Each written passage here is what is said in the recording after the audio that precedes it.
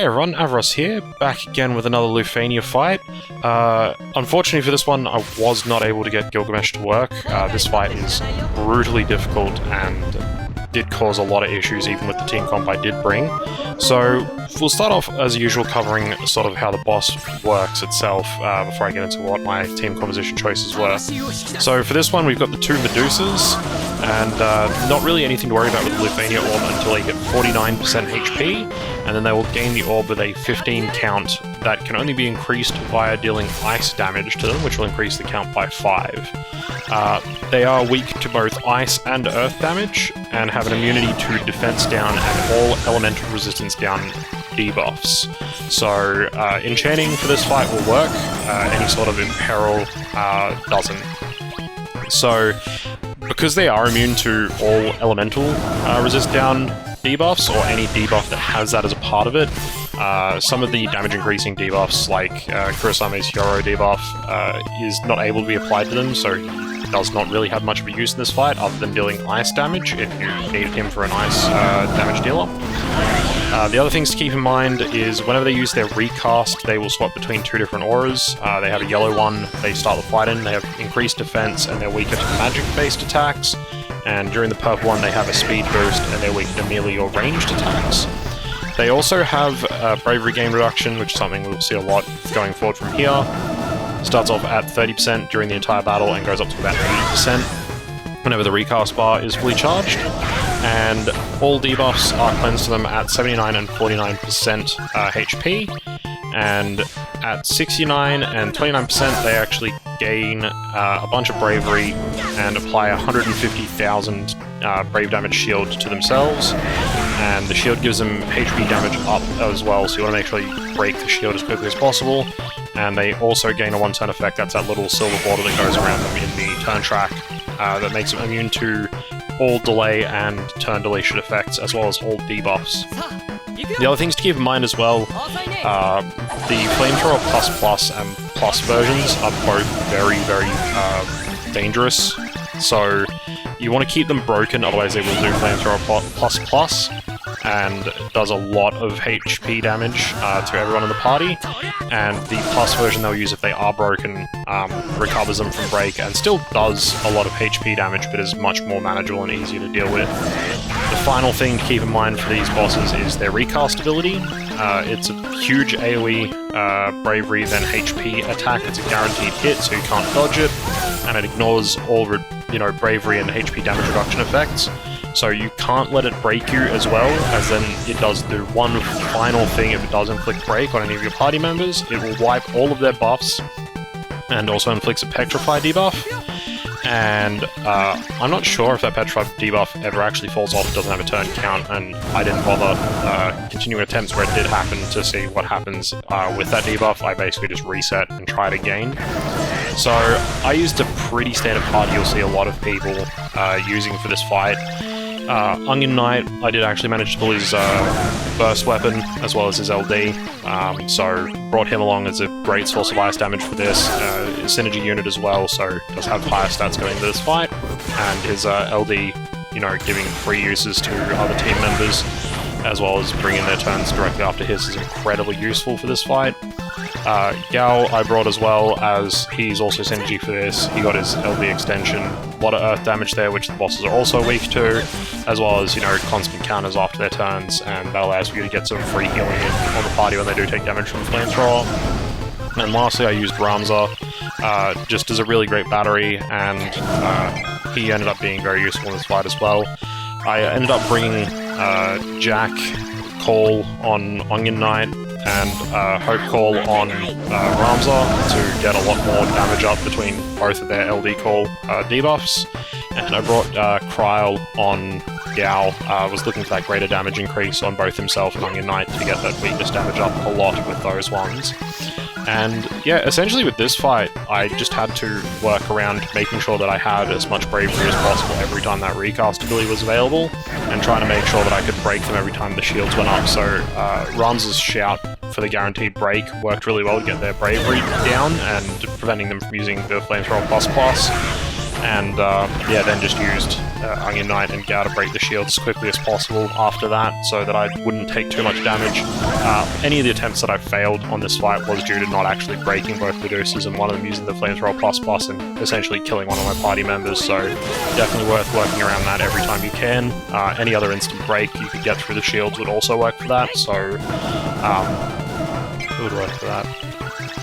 I guess Gabranth would work, but yeah, not sure how useful he would be, still being level 70. Or Strago would probably be another one you could bring with his LD for instant break, or the Death 2 Brave would also work as well for instant break. Otherwise, yeah, Ramza is a great choice for that. And I brought a friend Ramza in case, you know, I needed to pull in another Ramza from wash out, if there wasn't enough time on the turn track for Ramza to get a shout off on both the Medusas, or I couldn't get enough break with the damage and turns I had available, so that's why I brought him as an option there. And also allowed me to use his burst to get the bonus Brave HP damage from his burst effect during Onion Knight's burst phase for 6 turns. And that's about it. Nothing more I can really share on the strategy for this fight. It just took a bunch of attempts to get it done, and yeah, in the end managed to get it all completed on a fairly low turn count. So hopefully this helps, and enjoy the rest of the video.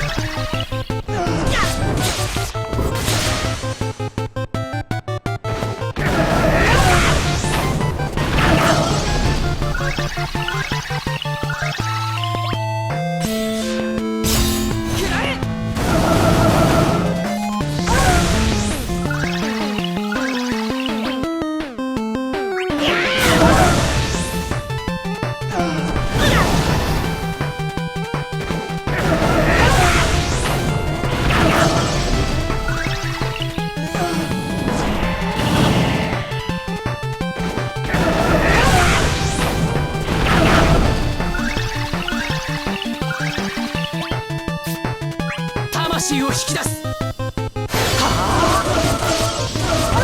虚空を貫け。やってやる。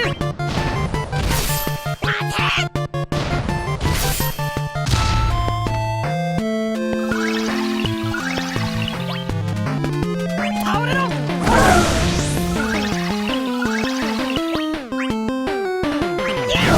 僕に任せろ。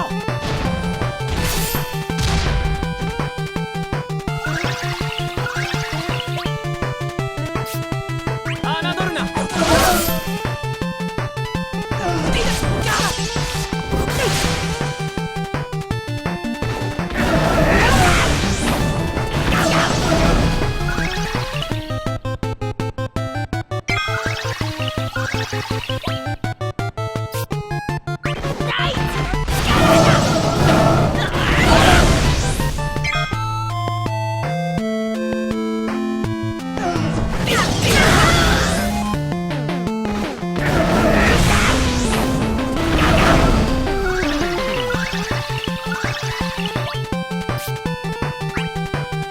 やっちゃうぞ。だな。見てた。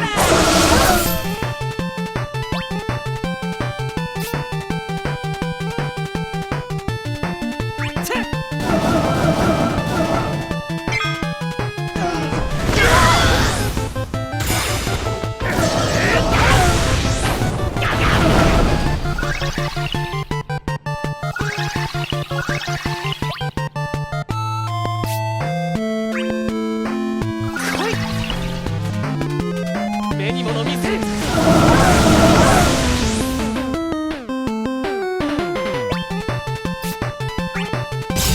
トリプルプレイ。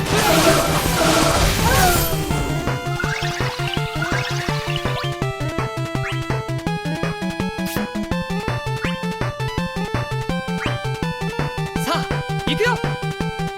遅いね。痛いよ。おしまい。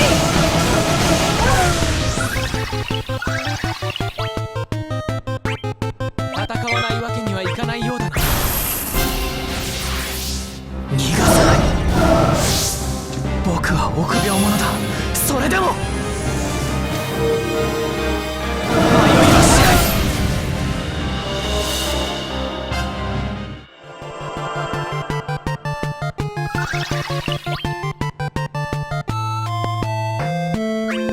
やるぞ。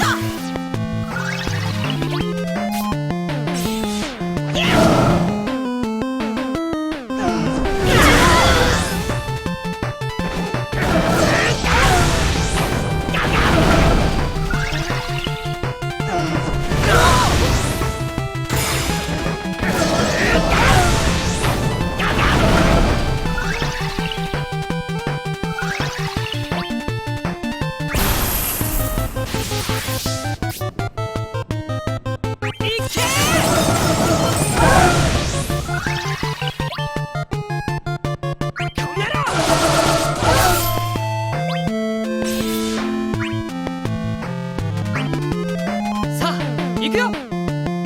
遅いね。